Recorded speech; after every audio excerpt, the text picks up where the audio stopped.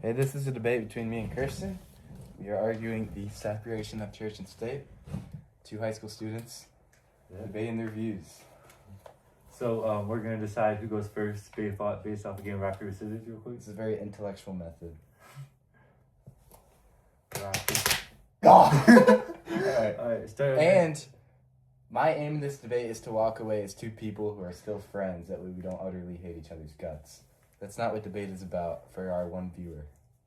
There we go. Yeah. Start a minute timer real quick. Oh. Or a minute and a half, however long we have. Should we give some leeway or should we just leeway. and then we add it to the next person? All right. 3, 2, 1. The debate subject: church and state should remain completely separated in the lawmaking process. The USA was originally founded on the principle of limitation of government and individual freedoms. The reason why our founding fathers left England was that because their beliefs were being oppressed, because they were Protestants in an evangelical-run government. This is why they would go on to build a secular government to avoid repeating the flaws of Europe. So why now do Christians feel like they have the power to force their beliefs on others when this is why our founding fathers left? Nate, being a Christian, would believe that it's completely fine for Christianity to be in the lawmaking processes, but where if it was a Islamic or a Hinduism style run government, he would completely reject this for no other reason than he would become the oppressed. The word oppression is going to be used multiple times throughout this debate. This is because inherently a religious run government will make laws not strictly based off of logic and reasoning, but rather theology. Theology stops being a government for the people and rather a tool that helps religion control the people. Stop real quick. Alright, slight intermission. Here's my opening statement. You want to time it? Oh, yeah. We're going to allow for a little leeway and we'll try to exchange it to be fair. On your mark. Alright, now. The idea that there should be complete separation of church and state is an ideal that has been constantly growing in popularity in the modern day. When I think of separation of church and state through our growing secularist country and the misconstrued history, I almost get too convinced that yes, the government and the church are to be completely cut off from one another. I feel like that's what we're taught. I'm reminded that it's not so simple. As a living and breathing Christian, biblical law asserts that the truth that the state holds the power of the sword, and the church holds, in some words, the keys to salvation. Now, these are two different things, but they are meant to be intertwined to some degree. The Bible states that all government authority is given by God, that the lawmakers and workers of justice are ministers of God. His will is being done even in the governmental sphere. The church, on the other hand, is meant to foreshadow Christ here on earth, and definitely relevant to this argument, the church is to lead the world into salvation. The Bible claims that as the state is under God, especially so is the church. So I come into this debate conversing for what I believe is proper regarding the Bible and what is overall best for society, that the church is obligated and should interfere with legislation. And that yes, the church and state are two very different things. I do not believe in a theocracy here on earth. I believe the leader of the church will not be the leader of the state, but all men are called to salvation, and God intended life to be lived for our benefit under his standards and not our own. This cannot be fulfilled to its full potential if man continues to disregard God-given law and create his individual rights and wrongs.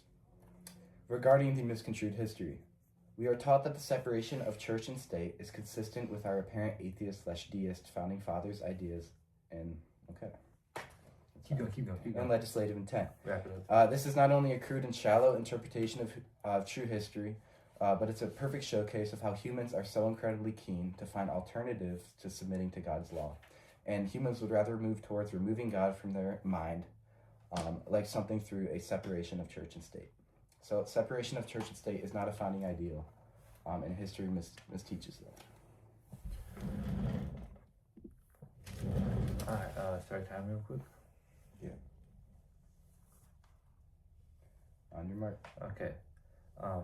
Morality was a big part of Nate's opening statement. Nate, if I'm not going to try and put words in his mouth, pretty much said that that we have to look at the Bible to understand what's good and evil. But yet, that's not fully true. And many of the things that the Bible does, we look back and we say, that's not good. So, for example, let me say Jude 1:5.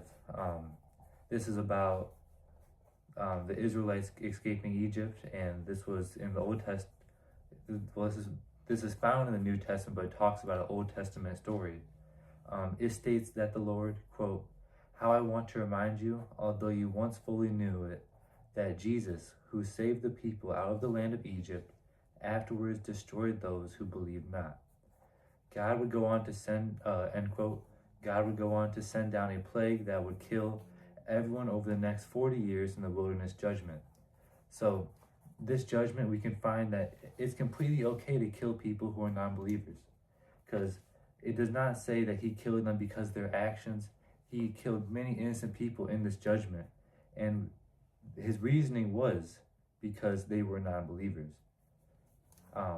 And like, if we look at that, if the Christian looks at that, we can say that's completely okay. That's wrong.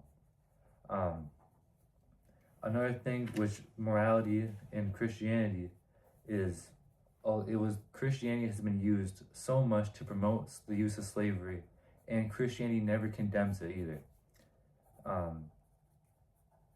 In the whole Bible, it never says, outright says that slavery is wrong. And again, I'm just going to keep making this point too, that Nate only believes it's okay that Christianity is the strong religion, is the law-making religion, because it's true, and that's just not a good argument. If Nate believes that Christianity should be allowed to make laws, then why can Hinduism, why can Muslims, why can Buddhists also make laws in the law-making processes? It's because he disagrees with their ideas, and he believes that their ideas are wrong. Okay, so I think in this argument, a lot of times there's going to be a lot of people look at God judging people for doing wrong things, and they think that he just killed them for no reason. In Jude 1:5, save the people out of the land of Egypt, afterward destroyed those who did not believe. He's referring to the Egyptians who enslaved the Israelites and kept them as slaves with mistreatment. And God said, that's not okay, these are my chosen people. And God gave the Egyptians multiple chances through divine judgment to turn back to him. After 10 plagues, he swallowed them in the Red Sea. And that's warning. And God, throughout all the Bible, is going to enact divine judgment. And you can think of God as a judge in some sorts. He has what's right and what's wrong. And so many times humans in the Old and even New Testament are going to do such wrong things, and they're given chance after chance to repent. And God says, no more, I don't want you people on this earth. And that's something even Christians struggle with. That God is, we look at it and we're like, God, this is evil, why are you doing that? But at the end of the day, it's divine judgment. Sometimes it's hard to understand, but God is the ultimate lawgiver. And he doesn't do these things out of spite. He does that because people are doing wrong, and they're hurting welfare of the earth. So yeah, God killed the non-believers because they were doing such heinous acts. Christianity promotes slavery? I don't think so. And in that example, he's murdering the Egyptians because they were enslaving his people. And also slavery, you see it a lot in the New Testament. It's more of a cultural thing of servitude. And in the Old Testament, it's servitude. And in the Bible, it's always going to characterize slavery, or it's always going to encourage slavery to well-treat the people. And at the end of the day, the Bible can sometimes be a product of its times in saying that, like, slavery was going on and that was happening. And it was a much different slavery than, we see in the triangle trade in our past. And that's a very evil thing. If you look at the morals of Christianity, I think it's well seen. Is it done? Yeah. All right, so Nate still has not been able to respond to the fact that he's okay with Christianity being a lawmaking system, and why it's not okay for Hinduism or Muslims. ideas to be in the lawmaking system. And I'm just going to keep harping on this fact. But let's go back to the slavery topic. So Nate said that's not true. Slavery is not widely promoted, and slavery is condemned. Does that sound right? Say it again. Slavery is condemned Slavery is condemned in the Bible. in the Bible. The act of treating their slave incredibly bad, that's condemned. All right, so we hear it there. But I mean, if that's just not true, let's look at Exodus chapter 21, verse 21. So verse 22 says, anyone who beats their male or female slave with a rod must be punished if the slave dies as a direct result. Verse 21, but they are not to be punished if the slave recovers after 1 to 2 days, since the slave is their property. So that's just terrible. So right there it says, it's completely okay to beat your slave with a metal pole as long as they can walk after 2 days. And this is supposed to be what's making our laws. This is supposed to be how we decide what's good and bad. Looking at that, like that's just unrefutable. And I mean, I'll make it nice, short, and quick because you can't talk to that. So I will try my best to make sense of that, and I'm no Bible philosopher. So from my understanding, there's a lot more. It was a lot more harsher in the Old Testament, and it was almost a legal protection for slaves, so they could not die.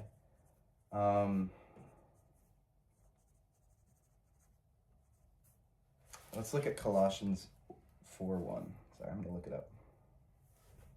It's fine. I'll use my time. Masters, treat your bondservants justly and fairly, knowing that you also have a master in heaven. So the times of the Old and New Testament were very different. It was a lot more cruel back then. I think a practical way to think of it maybe would be like, think about how cavemen were really cruel. I mean, and then now we're all intellectual. The point is, the God of the Old and New Testament is still the same. It's the same God. And in 4:1 we have, treat your bondservants justly and fairly, knowing that you also have a master in heaven.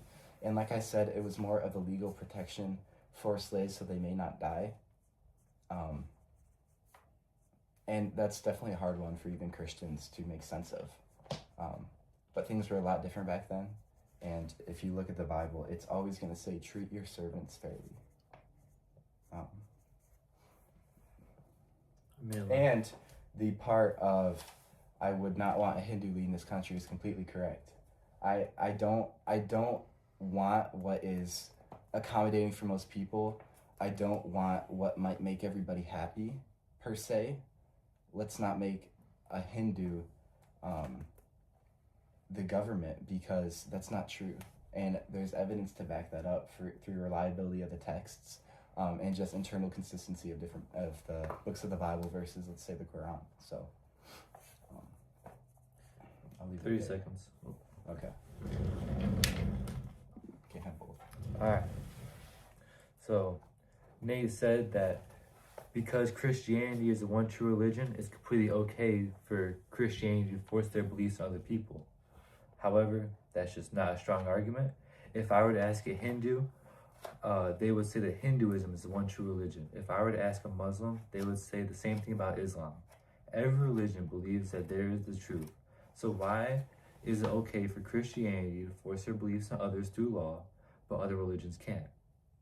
If your justification is simply because we're right, then every other religion will have the same justification. I don't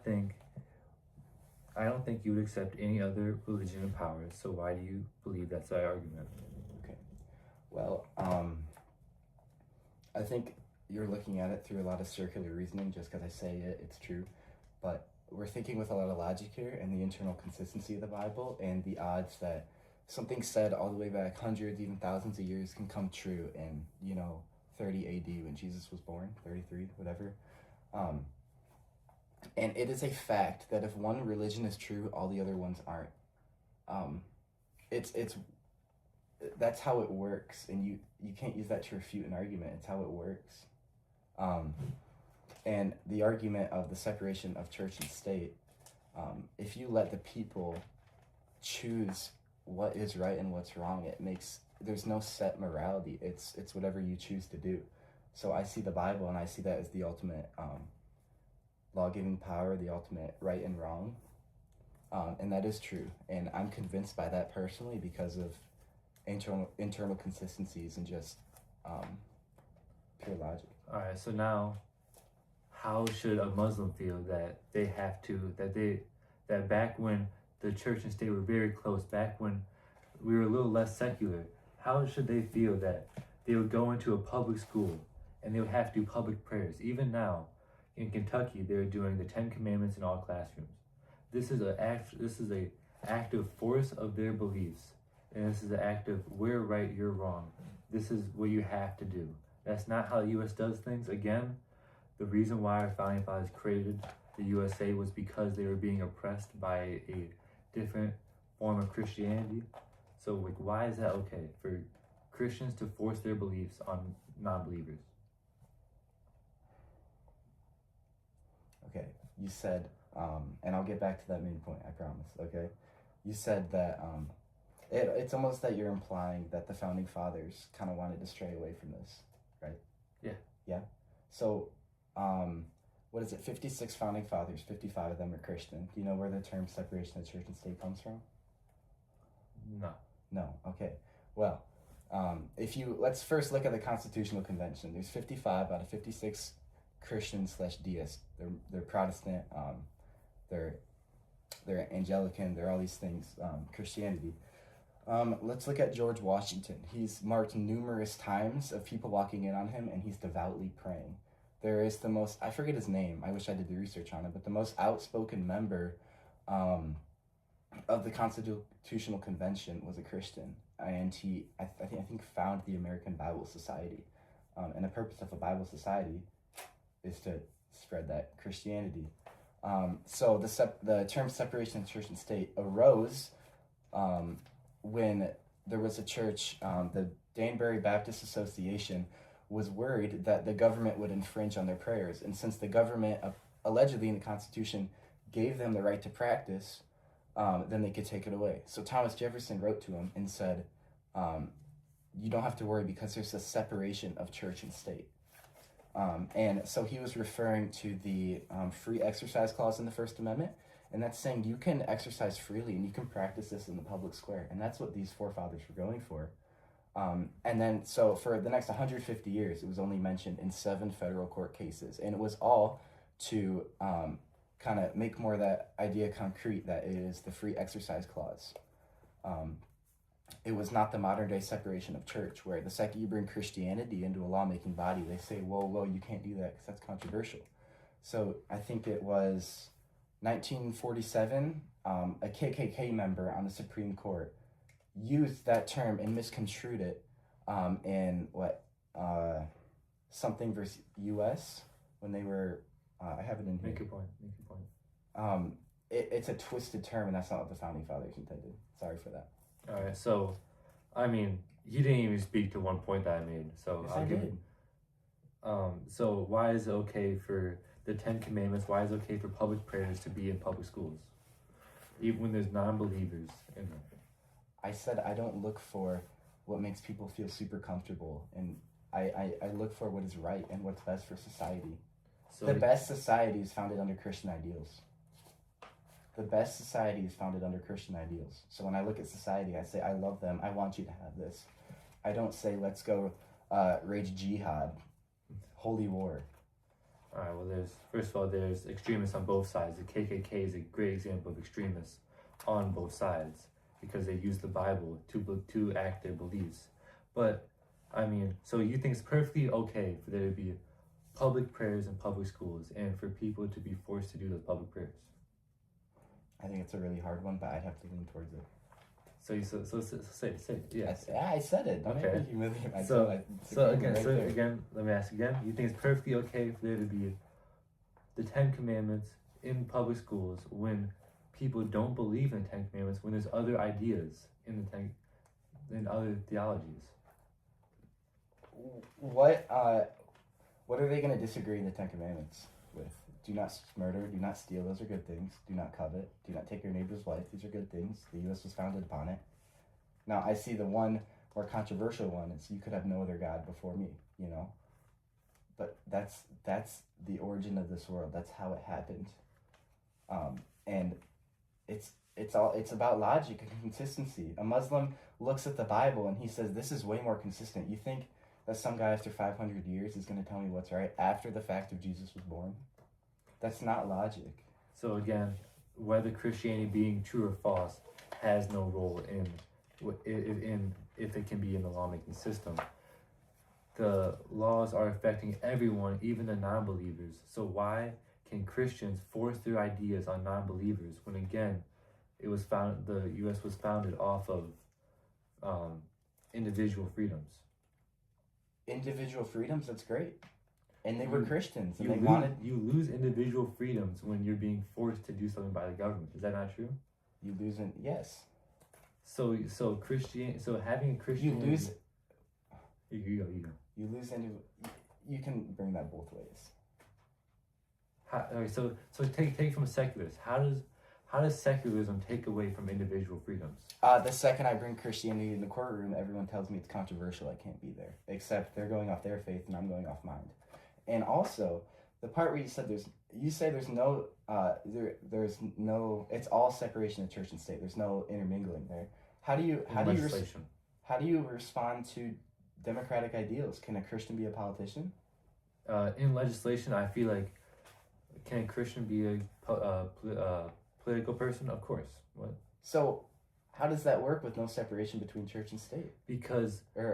Separate, my bad. Because you're supposed to put your ideas behind, you're supposed to put your religion behind and think, how does this affect the people? The people is first before the religion. That is obvious. That is a strong stance. That's what the Supreme Court does. They don't look at, well, this is what I believe in, so this is what I'm going to put in. No, they look at the law, and that's how they decide. They don't decide based off their ideologies. Does that answer your question? I think... How does it not answer your question? Let me ask that. I asked, what... Can a Christian be a politician? And you said that they should put the state before the religion. Yeah. So, sure. But that's not practical. Nobody's doing that. The Supreme Court. The Supreme Court's like the top 9 people in this nation. Yeah. Some mayor's not going to do that. Neither Zoran Mamdani. What did he put his hand on when he got signed in today? The Quran. Yes. I don't believe that's right. I believe he has. He's able to worship freely, right? Mm-hmm. I would never take that away from him. I don't believe that's right, so I say, let's not do that. But so. Now, how does public prayers not? So he just said it's completely okay for Zoran Mamdani to do his religion, to do his prayers. But when I asked him about public prayers in public schools, he said that's completely okay. You see how there's a second, he has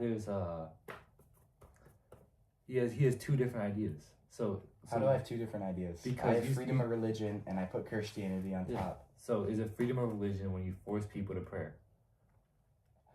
Did I ever say I'd force anybody to pray? I said I'd public prayers in public schools? I said that's okay, but I never said I'd force them. I think on a more practical standpoint, Christianity should influence legislation and the morals. Now, I would love school-sponsored prayers, but I don't think that's practical. Why not? Why not? Because... Okay, I think you got me on that one. All right, we'll skip that one. Yeah, next topic. All right, all right. Last topic will be slavery. So, I mean, again... We'll have more topics than that. All right, your last topic you choose. Okay. Slavery. You're on slavery. We'll do it after. No, you pick.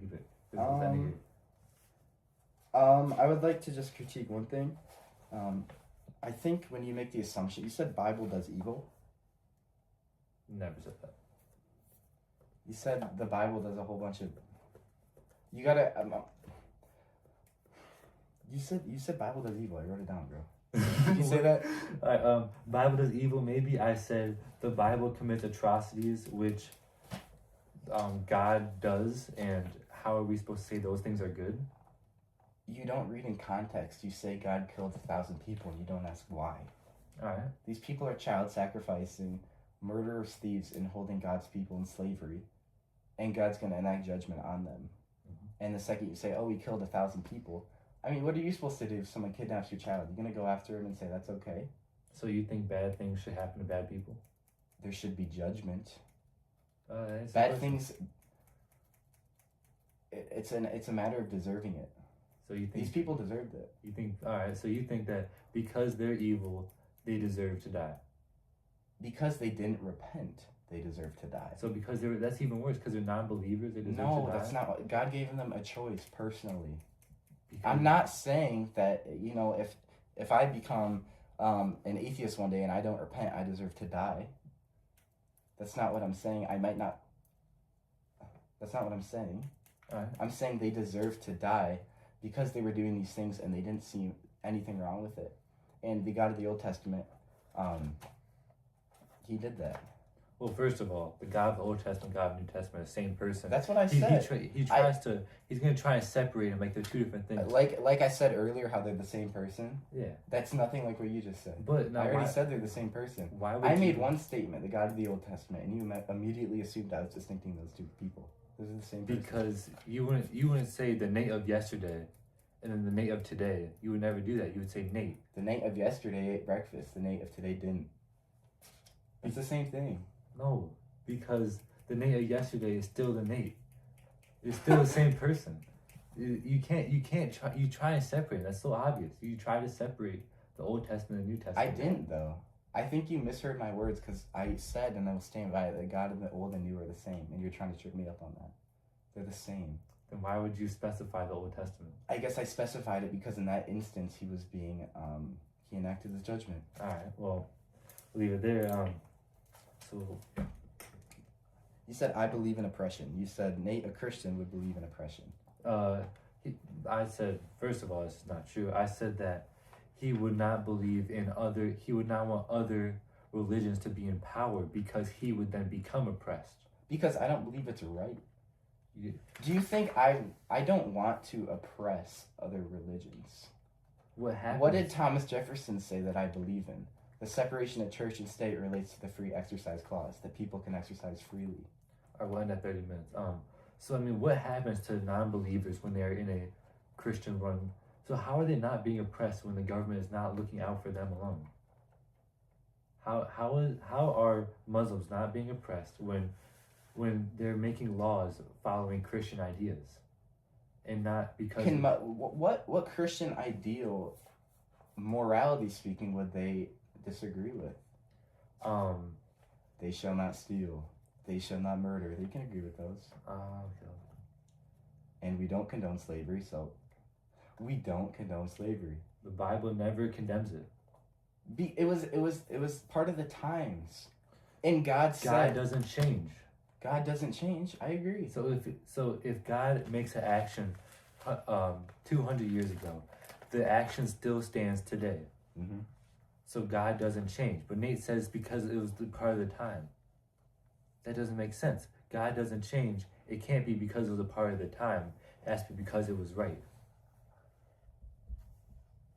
That doesn't make any sense. Yes, because he never condemned slavery. Can we agree on that? Directly, he never says slavery's bad, but he did say to treat your slaves good because it was more servitude than slavery. Well, I mean, actions speak louder than words. If he says you can beat your slave and people beat their slaves all the time, it was old law of protecting their slaves from death. It was a different time, under different law than we follow today.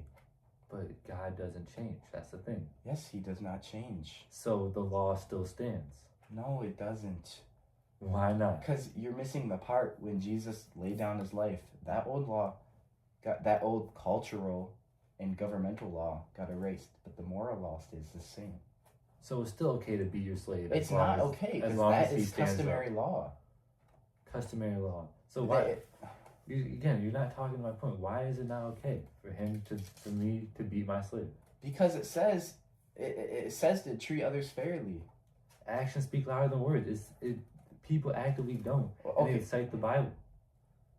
If the Bible says one thing and the Bible says another thing, how can you say, well, this part of the Bible is true and this part of the Bible is not? You can't do Yeah, I that. didn't say it's not true. It happened. This part of the Bible should be followed. This part of the Bible should not be followed. You can't do that. Because something happened. Like Jesus laid down his life. Do you think a God that lays down his life in a brutal crucifixion is the same God that would allow slavery? All right, let's do minute final statement. All right, so for my final topic, I'm just gonna say Nate was never able, public prayers, he was never able to fully say that Christianity looks out for all people, whereas the secularist ideas do. Secularism should try and stay in power, because if we go back into a Christian-run nation or back into Christian-run lawmaking processes, it will lead to just abuses, and it will not look for the human individual, but rather look at the theology. My closing statement is that the church should still influence legislation, because I want salvation for all people, and that's one way to do it. It's best for society. I'd like to say that I think a lot of times we can cherry pick the Bible into our own interpretations, and we don't look at context. And these are very hard topics, and I'm no biblical scholar, so it's even hard for me to talk about them. But this God of the universe that I worship is true.